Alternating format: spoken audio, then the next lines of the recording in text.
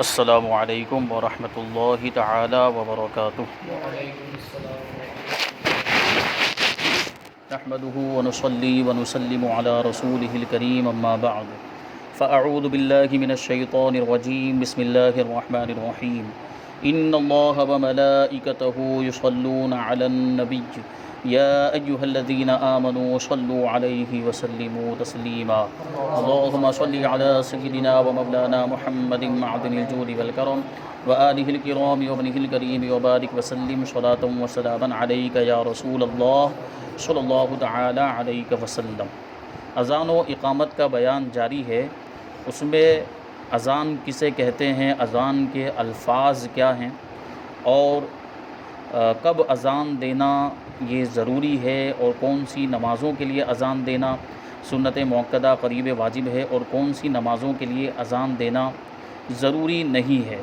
اور اذان فجر کی اذان میں کون سے الفاظ زیادہ کہے جاتے ہیں، یہ ساری چیزوں کو بیان کیا، اور کن موقعوں پر اذان دینا مستحب ہے اس کو بھی بیان کیا۔ آگے بیان کرتے ہیں کہ عورتوں کا اذان و اقامت کہنا کیسا ہے۔ جواب ہے کہ عورتوں کا اذان و اقامت کہنا مکروہ تحریمی ہے، کہیں گی تو گنہگار ہوں گی اور اعادہ کیا جائے گا۔ مطلب کیا ہے کہ عورتوں کی جو نماز ہوتی ہے وہ اپنی نماز پڑھنے کے لیے اذان اور اقامت نہیں کہیں۔ یہ جو اذان کے احکام یا اقامت کے جو احکام ہیں یہ مردوں کے لیے ہیں، یعنی مرد اذان دیں گے اپنی نماز کے لیے جو جماعت مستحبہ کے ساتھ ادا کی جائے گی، اور اقامت بھی اس میں کہی جائے گی، لیکن عورتوں کے لیے اذان و اقامت نہیں۔ البتہ یہ ہے کہ جب محلے کی مسجد میں اذان ہو جائے اس کے بعد وہ اپنی نمازیں ادا کریں، کیونکہ وہی مستحب وقت ہوتا ہے۔ مستحب وقتوں میں ہی عام طور پر اذان دی جاتی ہے، تو ان کے لیے بھی نماز کا مستحب وقت وہی ہوگا جو مردوں کے لیے ہے۔ تو جب مسجد میں اذان ہو جائے تو اس کے بعد وہ اپنی نمازیں پڑھ سکتی ہیں، ان کو اذان و اقامت کہنے کی ضرورت نہیں ہے، ان کے لیے اذان و اقامت مکروہ تحریمی۔ آگے بیان کرتے ہیں کہ کن کی اذان مکروہ ہے۔ تو سب سے پہلے تو عورتوں کا بتا دیا، اوپر ابھی جیسے پتہ چل گیا کہ عورت کی اذان مکروہ تحریمی ہے۔ اس کے علاوہ بھی کچھ لوگ ہیں جن کی اذان مکروہ ہے، ان کو بیان کرتے ہیں۔ نمبر 1 خنثیٰ، یعنی وہ شخص جو نہ مرد ہے نہ عورت ہے، ٹھیک ہے، اس کے لیے ایک مشہور لفظ ہے لیکن آپ سمجھ گئے تو وہ بولنے کی ضرورت نہیں ہے، تو ایسے شخص کی اذان بھی مکروہ ہے۔ نمبر 2 فاسق، اگرچہ عالم ہی کیوں نہ ہو۔ فاسق کا مطلب کھلم کھلا گناہ کبیرہ کرنے والا، گناہ کبیرہ جو بڑے بڑے گناہ ہیں، جیسے شراب پینا، جوا کھیلنا، کسی کو ناحق قتل کر دینا، یا غیبت کرنا، چغلی کرنا، کسی کو ناحق تکلیف پہنچانا، کسی کے مال کو چھین لینا، چوری کرنا، یہ سارے جو گناہ ہیں وہ گناہ کبیرہ ہیں۔ ان کے علاوہ بھی اور بہت سے گناہ ہیں جو گناہ کبیرہ میں شمار ہوتے ہیں، تو ایسے جو گناہ ہیں ان کو کھلم کھلا جو کرتا ہے وہ فاسق کہلاتا ہے۔ تو اگرچہ وہ عالم ہی کیوں نہ ہو، یعنی عالم بھی اگر کھلم کھلا گناہ کبیرہ کرتا ہے تو وہ فاسق ہوگا اور اس کی اذان بھی مکروہ ہوگی۔ آگے نمبر 3 نشہ والا، نشہ والا یعنی جس کو نشہ پینے کی عادت ہے، شرابی ہے، تو ظاہر سی بات ہے جب وہ شراب پیتا ہے، نشے کی حالت میں رہتا ہے، تو وہ نماز کے اور اذان کے احکام کی پابندی کیسے کر پائے گا، تو اس کی اذان بھی اسی وجہ سے مکروہ ہے۔ پھر ہے پاگل، جس کی عقل درست نہیں ہے، عقل زائل ہو چکی ہے، صحیح غلط کی تمیز نہیں، اچھے برے کی تمیز نہیں، کیا بول رہا ہے اس کی تمیز نہیں ہے، اسے اچھا بول رہا ہے، برا بول رہا ہے، غلط بول رہا ہے، صحیح بول رہا ہے، تو اس کو پاگل کہا جاتا ہے، جس کی عقل ختم ہو جاتی ہے، تو اس کی اذان بھی مکروہ ہے۔ نا سمجھ بچہ، اس کی اذان بھی مکروہ ہے۔ جنبی شخص یعنی ناپاک شخص جس پر غسل فرض ہے، اس کی اذان بھی مکروہ ہے۔ ان سب کی اذان کا اعادہ کیا جائے۔ جو بھی لوگ بیان کیے گئے اوپر، خنثیٰ، فاسق، نشے والا، پاگل، ناسمجھ بچہ اور جنبی یعنی ناپاک، یہ سب اگر اذان دے دیں تو ان کی اذان کو دہرایا جائے گا، یعنی پھر سے اذان دی جائے گی۔ اب اس کا یہ مطلب نہیں کہ واپس انہی سے اذان دلوائی جائے۔ اعادے کا مطلب یہ ہے کہ اب جو صحیح شخص ہے، جو اذان دینے کے شرائط کا جامع ہے، اس شخص کو لایا جائے اور وہ اذان دے، یعنی وہ شخص جو نہ خنثیٰ ہو، نہ فاسق ہو، نہ نشے والا ہو، نہ پاگل ہو، اور سمجھدار ہو، مسائل وغیرہ جانتا ہو، اذان کے ضروری مسائل جانتا ہو، اور اوقات کے، نماز کے جو وقت ہیں ان کی وہ سمجھ رکھتا ہو، کیونکہ اذان دینے کے لیے نماز کے وقتوں کا علم ہونا ضروری ہے، تبھی تو اس کو پتہ چلے گا کہ کس نماز کا وقت شروع ہوا، کب اذان دینی ہے، کب مستحب وقت ہوتا ہے، تو وہ وقتوں کے مسائل جانتا ہوگا تبھی تو وہ جو ہے کہ اذان دے سکے گا. جبکہ ہمارے یہاں عام طور پر معاملات کیا ہیں کہ اذان دینے کے لیے عام طور پر ان لوگوں کو رکھا جاتا ہے جو پروار چکے ہوتے ہیں. یہ ایک چیز ہے نا، بوڑھے لوگ بزرگ لوگوں کو عام طور پر رکھا جاتا ہے، اور ان کا بھی معاملہ یہ ہوتا ہے کہ مسائل وغیرہ کچھ بھی جانتے نہیں، اور بھی گزشتہ کل بیان کیا گیا کہ وہ تلفظ بھی درست نہیں ہوتا ایسے لوگوں کو. اور ابھی مؤذن کا مطلب کیا ہو گیا ہے؟ مؤذن کا مطلب مسجد کی صفائی کرنے والا، یہ مطلب ہو گیا. اذان سے اس کا کوئی تعلق نہیں، بس چل جائے گا جیسے بھی وہ اذان دے دے اپنے انداز میں، بس جو ہے کہ لوگوں کو پتہ چل جانا چاہیے کہ اذان ہو گئی ہے. اب اس کی کوئی رعایت نہیں کرتے ہیں کہ مخارج کے ساتھ صحیح تلفظ کے ساتھ اذان ہو رہی ہے کہ نہیں ہو رہی ہے. اور وہ شخص جس کو ہم نے اذان دینے کے لیے مقرر کیا ہے وہ اذان کے ضروری مسائل جانتا بھی ہے کہ نہیں جانتا، وہ نماز کے وقتوں کے ضروری مسائل جانتا بھی ہے کہ نہیں جانتا، اس بات کا کوئی بھی خیال نہیں کیا جاتا. تو یہ میں عرض کر رہا تھا کہ اب تو مؤذن اور بانگی کا مطلب ہو گیا مسجد کی صفائی کرنے والا. مسجد کی صفائی کرنا بہت اچھا کام ہے، بہت ثواب کا کام ہے، لیکن مؤذن کے لیے کچھ ضروری باتیں بھی ہوتی ہیں، اس کا بھی لحاظ کرنا چاہیے اور اس کو بھی دیکھنا چاہیے. وہ ساری چیزیں بھی مؤذن کے اندر ہونی چاہیے، ایک بانگی کے اندر وہ ساری چیزیں بھی ہونی چاہیے. سب سے پہلے تو اذان دے رہا ہے تو اس کا تلفظ صحیح ہونا چاہیے، اور اس کے مخارج کے ساتھ جب وہ اذان دے اور ایک انداز بھی ہو، ایک لہجہ بھی ہو جس سے سننے والوں کو بھی اچھا لگے. اور بعض اوقات تو بعض مقامات پر ایسے لوگوں کو رکھ دیا جاتا ہے کہ اچھا تو کیا لگے، سننے کے بعد کان کو برا لگتا ہے. ایسا ان کا انداز ہوتا ہے، ایسی ان کی آواز کی بناوٹ ہوتی ہے، تو یہ غلط چیز ہو جاتی ہے. تو ایسے لوگوں کے لیے ضروری ہے کہ ان کو ہٹا دیا جائے اس عہدے سے، اور اچھے لوگوں کو لایا جائے جو اچھے طریقے سے اذان دینا جانتے ہوں، ایک اچھا لہجہ ہو جس سے سننے والوں کو اچھا لگے، لوگ متوجہ ہوں. یہ ضرورت ہے ہمارے سنیوں کے درمیان ایسے لوگوں کو رکھنے کی. تو یہ بات بھی ذہن میں رہے. پھر اذان دینا بہت ہی ثواب کا کام ہے. نبی پاک صلی اللہ علیہ وسلم نے حدیث شریف میں ارشاد فرمایا کہ اذان دینے والوں کی گردنیں قیامت کے دن سب سے اونچی ہوگی. یا کیا مطلب ہوگا کہ باقی لوگ تو شرمندگی سے اپنی گردن جھکائے ہوں گے، گناہ کی وجہ سے، گناہوں کے کام ایسے کیے ہوں گے کہ ان کی گردنیں جھکی ہوئی ہوں گی. لیکن جو مؤذن ہوں گے جنہوں نے صرف ثواب کی نیت سے اذان دی ہوگی تو ان کی گردنیں اونچی ہوں گی. کیوں؟ کیونکہ ان کو یقین ہوگا کہ ہم نے اذان دی ہے تو اس کا ثواب ہمیں ضرور ملے گا. یہ اذان دینے کے ثواب ہے اور اس کا یہ بدلہ ہے. لیکن کب ہے؟ جب ثواب کی نیت سے اذان دی ہو. آج کے زمانے میں تو کیا ہے، اجرت لے کر، اس کی مزدوری لے کر، یا کہہ لیجئے کہ پگار لے کر، سیلری لے کر اذان دی جاتی ہے. تو ایسی صورت میں جب دنیا کا بدلہ ہم لے لیتے ہیں تو پھر آخرت کا بدلہ نہیں ملتا. دنیا کا بدلہ لے لیا، مزدوری لے لی، اجرت لے لی، تو اب آخرت کا بدلہ ختم ہو جاتا ہے. تو ثواب کی نیت سے اذان دینے کا مطلب یہی ہے کہ بغیر اجرت کے، بغیر تنخواہ کے کوئی اذان دے تو اس کو یہ ثواب ملے گا. یہ ساری چیزیں بھی ہمیں سمجھنے کی ضرورت ہے. تو ان لوگوں کی اذان جو بیان کیا گیا، ان لوگوں کی اذان مکروہ ہے، اور ایسے لوگ اگر اذان دے دیں گے تو اذان کو دہرایا جائے. سوال: سمجھدار بچہ، غلام، اندھے، ولد الزنا اور بے وضو کی اذان کیا حکم ہے؟ اوپر بیان کیا گیا تو ناسمجھ بچے کے بارے میں کہ ناسمجھ بچہ اذان دے گا تو اس کی اذان مکروہ، کیونکہ اس کو معلوم ہی نہیں، سمجھ ہی نہیں ہے، تو وہ کیسے رعایت کرے گا اس کے مسائل کی، اور اذان کس طرح دی جاتی ہے اس کو کیسے پتہ چلے گا؟ تو ناسمجھ بچے کی تو مکروہ ہے، لیکن سمجھدار بچہ ہے جو اذان کی سمجھ رکھتا ہے، ضروری مسائل بھی جانتا ہے. یا غلام ہے، پرانے زمانے میں غلاموں کا رواج تھا، غلاموں کی خرید و فروخت بھی ہوتی تھی، تو غلام ہے. لیکن چونکہ غلام کو اتنی حیثیت حاصل نہیں ہوتی ہے سماج کے اندر، جو آزاد لوگوں کو جو ان کی جو شرافت ہوتی ہے اور ان کی جو عزت اور حیثیت ہوتی، ویسی غلاموں کی حیثیت نہیں ہوتی. تو کیا اگر غلام اذان دے تو اذان ہو جائے گی؟ اسی طرح اندھا شخص اگر اذان دے تو کیا اس کی اذان درست مان لی جائے گی؟ اور ایک شخص ہے ولد الزنا. ولد الزنا کا مطلب یہ ہے کہ جو زنا سے پیدا ہوا، معاذ اللہ کسی مرد اور عورت نے زنا کیا اور اس سے جو بچہ پیدا ہوا اس کو ولد الزنا کہا جائے گا. تو وہ عورت اور اس مرد کی تو غلطی ہے کہ انہوں نے حرام کام کیا، لیکن اس میں اس کی کیا غلطی ہے؟ لیکن چونکہ اس کو نسبت ہو جاتی ہے زنا سے، یہ زنا کا بچہ ہے، تو سماجی اعتبار سے آپ دیکھیں تو اس کو بھی برا سمجھا جاتا ہے، اور اس سے بھی لوگ گھن محسوس کرتے ہیں ایسے بچے سے جو ولد الزنا ہوتا ہے. تو اگر ایسا کوئی شخص اذان دے دے، یا بے وضو شخص اذان دے دے، وضو کیے بغیر ہی اذان دے دے، تو اس کا کیا حکم ہوگا؟ بیان کرتے ہیں کہ سمجھدار بچہ، غلام، اندھا، ولد الزنا اور بے وضو کی اذان صحیح ہے، مگر بے وضو اذان کہنا مکروہ اور ناپسندیدہ ہے. کیا مطلب ہوا؟ یہاں پر اب اعادے کا حکم نہیں دیا. یہ کراہت تو ہے، ناپسندیدہ تو ہے بے وضو اذان دینا، لیکن اس کو دہرانے کا حکم نہیں ہے. اوپر جو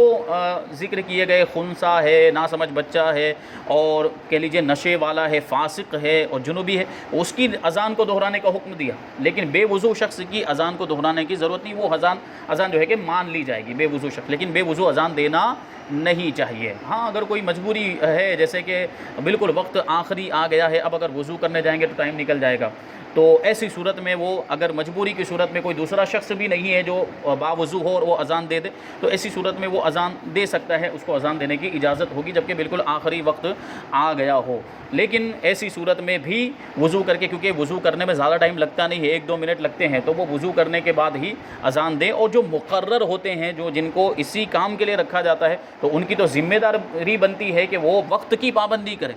ان کو تو لیٹ ہونے کی گنجائش ہی نہیں ہونی چاہیے، کیونکہ ان کا کام ہی یہ ہے، ان کو تنخواہ بھی دی جا رہی ہے، ان کو اسی کام کے لیے رکھا گیا ہے، ان کا یہ وظیفہ ہے، عہدہ ہے، تو ان کی یہ ذمہ داری بنتی ہے کہ وہ اس کی پابندی کریں۔ مؤذن کیسا ہونا چاہیے، وہ بات آ گئی۔ بیان کرتے ہیں مستحب یہ ہے کہ مؤذن مرد ہو، عاقل یعنی عقل مند ہو، مجنون اور پاگل نہ ہو، اور صالح ہو یعنی نیک ہو، نمازی ہو، باشرع ہو، داڑھی بھی شریعت کے مطابق رکھی ہو، اور بظاہر وہ کھلم کھلا گناہوں کے کام بھی نہ کرتا ہو، پرہیزگار ہو، عالم بالسنہ ہو، سنت کا جاننے والا ہو، اور ذی وجاہت ہو، ذی وجاہت یعنی شرافت والا ہو، جس کو ذلیل نہ سمجھا جاتا ہو سماج کے اندر، جیسے غلام وغیرہ کا بھی ذکر آیا، اور اسی طریقے سے کچھ دوسرے لوگ ہوتے ہیں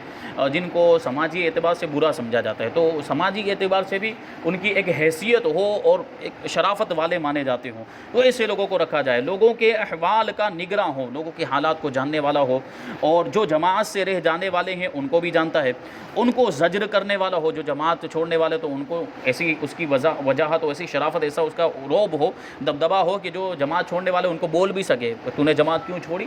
اس طرح کے کا مطلب مؤذن ہوتے ہیں ہمارے یہاں پہ، ٹھیک ہے۔ تو لیکن یہ مسائل ہیں، مستحب یہ ہے کہ ایسا شخص رکھا جائے، اور اذان پر ہمیشگی کرتا ہو،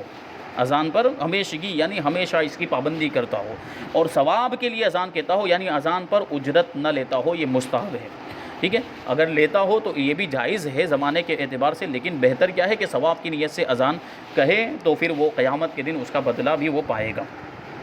تو یہ مستحب ہے کہ مؤذن مرد ہو، عاقل ہو، صالح، پرہیزگار، عالم بالسنہ، ذی وجاہت ہو، لوگوں کے احوال کا نگراں ہو، اور اذان کی پابندی کرنے والا ہو، ثواب کی نیت سے اذان دینے والا ہو۔ یہ ضروری باتیں بیان کی گئی ہیں، اور ذی وجاہت خاص طور پر اس پر بھی توجہ دینے کی ضرورت ہے کہ اس کا مقام و مرتبہ روب و دبدبہ ہو، شرافت والا ہو، یہ بھی، جبکہ مؤذن اگر کسی کو بنا دیا جائے تو اس کو ذلیل سمجھا جاتا ہے، اس کی کوئی حیثیت نہیں رہتی، کوئی بھی آیا مسجد میں نماز پڑھنے کے لیے تو مؤذن کو، بانگی کو کچھ بھی بول دیا، برا بھلا بول دیا جاتا ہے، ہم دیکھتے ہیں، ہمارے سامنے کی بات ہوتی ہے، اس کی کوئی حیثیت نہیں ہوتی، تو یہ بھی غلط طریقہ ہے لوگوں کا، اس طرح کا سلوک اس کے ساتھ نہیں کرنا چاہیے، کیونکہ وہ ایک بہت ہی اچھا کام کرتا ہے، مؤذن اذان دیتا ہے، اور اذان دینا بہت ہی اچھا کام ہے۔ آگے بیان کرتے ہیں کہ اگر اذان کے دوران مؤذن مر گیا یا کسی اور وجہ سے اذان مکمل نہ ہو سکی تو کیا کریں؟ کبھی ہو سکتا ہے موت کا فرشتہ اسی وقت آ گیا، اذان ابھی مکمل نہیں ہوئی تھی، موت کا فرشتہ آ گیا، اس کی موت ہو گئی،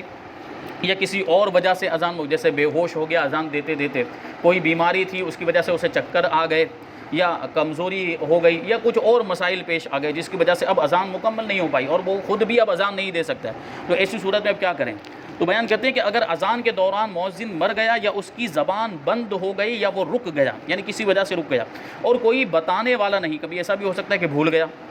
ٹھیک ہے، تو اور کوئی بتانے والا نہیں ہے، یا اس کا وضو ٹوٹ گیا اور وہ وضو کرنے کے لیے چلا گیا، یا بے ہوش ہو گیا، تو ان سب صورتوں میں سرے سے اذان کہی جائے، وہی کہے خواہ دوسرا کہے، یعنی جو الفاظ پہلے کہہ چکا ہے، جو کلمات پہلے کہہ چکا ہے، اب دوبارہ جب اذان کہیں گے تو ایسا نہیں کہ جو کہہ چکا اس کے بعد سے شروع کریں، نہیں، بلکہ شروع سے اذان دینی پڑے گی، اور چاہے وہی واپس آ کر اذان دے، جو بے ہوش ہو گیا تو ہوش میں آنے کے بعد پوری اذان کرے، لیکن شروع کر کے جو ہے کہ اذان کو مکمل کرے، اور یا وضو کرنے چلا گیا تو وضو کر کے آیا تو پھر سے اس کو اذان دینا پڑے گا، وہیں سے درمیان سے اذان نہیں دے سکتا، اذان کو پھر سے مکمل کرنا پڑے گا۔ اب ایک مسئلہ ہے کہ بیٹھ کر اذان کہنا کیسا ہے؟ یہ ہم جانتے ہیں کہ اذان جو ہے وہ کھڑے کھڑے کہی جاتی ہے، قبلہ رخ، قبلے کی طرف چہرہ کر کے اذان کہی جاتی ہے، تو بیٹھ کر اذان کہنا مکروہ ہے، اور اگر بیٹھ کر اذان کہی تو اس کا اعادہ کریں، اس کو دہرائیں۔ اذان کس طرف رخ کر کے دینی چاہیے؟ اذان قبلہ رو کہے اور اس کے خلاف کرنا مکروہ ہے، اور اس کا اعادہ کیا جائے۔ قبلے کی طرف چہرہ ہونا چاہیے اذان دیتے وقت۔ اب اگر کسی نے اتر کی جانب چہرہ کر کے یا دکھن کی جانب چہرہ کر کے یا جو ہے کہ مشرق کی جانب چہرہ کر کے بالکل اپوزٹ سائیڈ میں چہرہ کر کے اذان دے دی تو اس کے لیے کیا حکم ہے کہ وہ اذان پھر سے دہرائی جائے گی، ایسی اذان مکروہ ہے۔ دوران اذان بات چیت کرنے کا کیا حکم ہے؟ بیان کرتے ہیں کہ دوران اذان درمیان یعنی اذان کے درمیان میں بات چیت کرنا منع ہے۔ اگر کلام کیا یعنی درمیان میں بات چیت کر لی تو پھر سے اذان کہے، کیونکہ یہ اذان کے آداب کے خلاف ہے۔ اب اذان دے رہا ہو درمیان میں بات چیت کرنے لگ گیا تو یہ کیسے درست ہو سکتا ہے؟ تو اگر کر لی بات درمیان میں، جیسے اللہ اکبر کہا اور پھر کسی سے کوئی چیز مانگنے لگ گیا، کسی ضرورت کے بارے میں بات چیت کرنے لگ گیا تو یہ درست نہیں ہے، پھر ایسی اذان کو پھر سے دہرانے کا حکم ہے۔ اذان میں لحن کرنا کیسا ہے؟ لحن، کلمات اذان کے اندر لحن حرام ہے، اور لحن کا مطلب کیا ہے اس کو بیان کرتے ہیں۔ مثلا اللہ اکبر، اللہ یا اکبر کے حمزہ کو مد کے ساتھ اللہ یا اکبر پڑھنا یہ حرام ہے،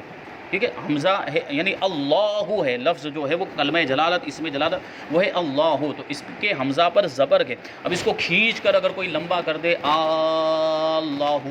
تو یہ حرام ہے۔ اسی طریقے سے اکبر کا جو حمزہ ہے اس پر زبر ہے، یعنی حمزہ کاف زبر اک، اور اس کو کوئی لمبا کر کے اکبر کہہ دیتا ہے تو یہ حرام ہے۔ بہت دفعہ ایسا ہوتا ہے جو مؤذن ہوتے ہیں جن کو زیادہ جانکاری نہیں ہوتی تو وہ اس طرح کھینچ تان کر دیتے ہیں، ایسی الٹی سیدھی مطلب جو ہے جہاں نہیں کھینچنا چاہیے وہاں پر کھینچ دیتے ہیں، تو جس کی وجہ سے وہ بے خبری میں حرام کے مرتکب ہو جاتے ہیں کہ اس طرح پڑھنا یہ حرام۔ اب دیکھیں اس کے معنی پر غور کریں، یہ حرام کے ہونے کی ایک وجہ یہ بھی ہے کہ اب اس کی کوئی اگر یہ پڑھ دیتا ہے اللہ اکبر، اگر کوئی اس طرح پڑھ دیتا ہے تو اللہ اکبر میں ایک حمزہ بڑھ جاتا ہے، شروع میں ایک حمزہ بڑھ گیا ہے، اور جو حمزہ زبر ہوتا ہے وہ استفہام کے لیے آتا ہے، یعنی سوال کرنے کے لیے آتا ہے۔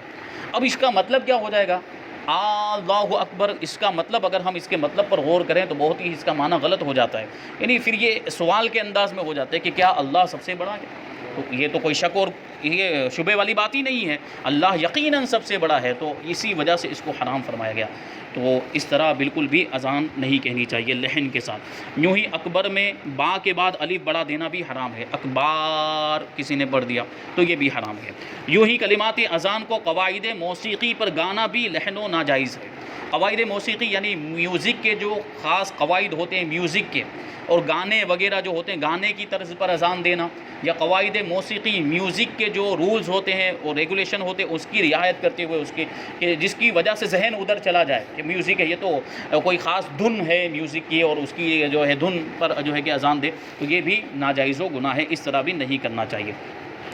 آگے بیان کرتے ہیں کہ مسجد میں اذان دینے کا کیا حکم ہے۔ فرماتے ہیں مسجد میں اذان کہنا مکروہ ہے، لہٰذا مسجد سے باہر اذان دی جائے۔ اب ہمارے ذہن میں یہ بات آ گئی کہ اذان تو مسجد کے اندر ہی ہوتی ہے، مطلب یہ ہے کہ جو جگہ مسجد ہے یعنی اصلاً مسجد ہے جو نماز پڑھنے کے لیے بنائی گئی، جیسے جماعت خانہ ہوتا ہے اور صحن جو عام طور پر نماز پڑھنے کے لیے بنایا جاتا ہے، تو اس کے سارے احکام مسجد کے احکام۔ اس کے علاوہ مسجد کے احاطے کے اندر بہت ساری ایسی جگہ ہوتی ہیں جو مسجد کے احاطے میں تو ہوتی ہے، عرفاً اس کو بھی مسجد کہا جاتا ہے، لیکن وہ مسجد نہیں ہوتی، وہ خارج مسجد ہوتی۔ جیسے وضو خانہ ہے وہ مسجد نہیں ہے، وہ اس کے لیے مسجد کے احکام نہیں۔ غسل خانہ بنا ہوا ہے یا استنجا خانہ بنا ہوا ہے یا اس کے علاوہ کوئی خالی جگہ پڑی ہوئی ہے جو نماز کے لیے نہیں بنائی گئی ہے، تو وہ مسجد کے احکام اس کے لیے نہیں ہوتے ہیں، وہ مسجد میں داخل نہیں، وہ خارج مسجد ہوا کرتے، تو ایسی جگہ سے اذان دینی چاہیے۔ مسجد میں اذان دینا مکروہ ہے، اس بات کا خاص طور پر خیال رکھنا چاہیے۔ اب آگے بیان کرتے ہیں کلمات اذان ٹھہر ٹھہر کر پڑھیں یا جلدی جلدی، تو جواب ہے کہ اذان کے کلمات ٹھہر ٹھہر کر کہیں۔ اللہ اکبر دونوں مل کر ایک کلمہ ہے، دونوں کے بعد سکتہ کرے یعنی رکنا ہے تھوڑی دیر، اور درمیان میں نہیں رکنا، اور سکتے کی مقدار یہ ہے کہ جواب دینے والا جواب دے لے، اور سکتے کا ترک کر دینا مکروہ ہے، اور ایسی اذان کا اعادہ کرنا مستحب ہے، یعنی دونوں کلمات کو ملا کر جیسے 4 مرتبہ اللہ اکبر بولنا ہے تو 2 مرتبہ مل کر ایک کلمہ ہوتا ہے اللہ اکبر، پھر دوسری مرتبہ اللہ اکبر، لیکن چاروں کو ملا کر ایک ہی ساتھ کہہ دیا اللہ اکبر اللہ اکبر اللہ اکبر اللہ اکبر، اس طریقے سے کہہ دیا، اور درمیان میں بالکل بھی اس نے سکتہ نہیں کیا، رکا نہیں، تو یہ ایسا نہیں کرنا چاہیے، ایسا کرنا مکروہ ہے، اور ایسی اذان کا اعادہ کرنا مستحب ہے۔ اذان میں حی علی الصلاۃ اور حی علی الفلاح کہتے وقت کیا کرنا چاہیے؟ تو جواب یہ ہے کہ حی علی الصلاۃ داہنی طرف منہ کر کے کہے، اور حی علی الفلاح بائیں جانب، اگرچہ اذان نماز کے لیے نہ ہو، یعنی دوسرے کسی مقصد کے لیے اذان دی جا رہی ہو، جیسے اوپر جو مواقع بتائے گئے کہ جن موقعوں پر اذان دینا مستحب ہے نماز کے علاوہ بھی، تو ان میں بھی جب اذان دے رہے ہوں تب بھی یہ کرنا چاہیے۔ مثلا بچے کے کان میں اذان دے رہے ہوں یا اور کسی کام کے لیے اذان دے رہے ہوں تب بھی ایسا کرنا چاہیے، اور یہ پھرنا فقط منہ کا ہے، یعنی چہرے کا، سارے بدن کو گھمانے کی ضرورت نہیں ہے۔ جیسے ہم مؤذن کو دیکھتے ہوں گے کہ یہ چیز تو الحمدللہ معلوم رہتی ہے تمام مؤذنین کو کہ حی علی الصلاۃ کہتے وقت چہرہ گھمانا ہے، حی علی الصلاۃ کہتے وقت ہمیں دائیں جانب سیدھے ہاتھ کی طرف چہرہ گھمانا ہے، اور حی علی الفلاح کہتے وقت بائیں جانب ہم کو چہرہ گھمانا ہے۔ تو یہ ایسا کرنا مستحب ہے، اور یہ کسی بھی وقت اذان کہی جائے، نماز کے علاوہ بھی دوسرے اوقات میں دوسرے کسی موقع پر بھی اذان کہی جائے تب بھی یہ چیز کرنی ہے اور اس پر عمل کرنا ہے۔ اذان کہتے ہوئے کانوں کے سوراخ میں انگلیاں ڈالنا کیسا ہے؟ یہ چیز بھی اہم ہے، اس کو بھی دیکھیں۔ اذان کہتے وقت کانوں کے سوراخ میں انگلیاں ڈالے رہنا مستحب ہے۔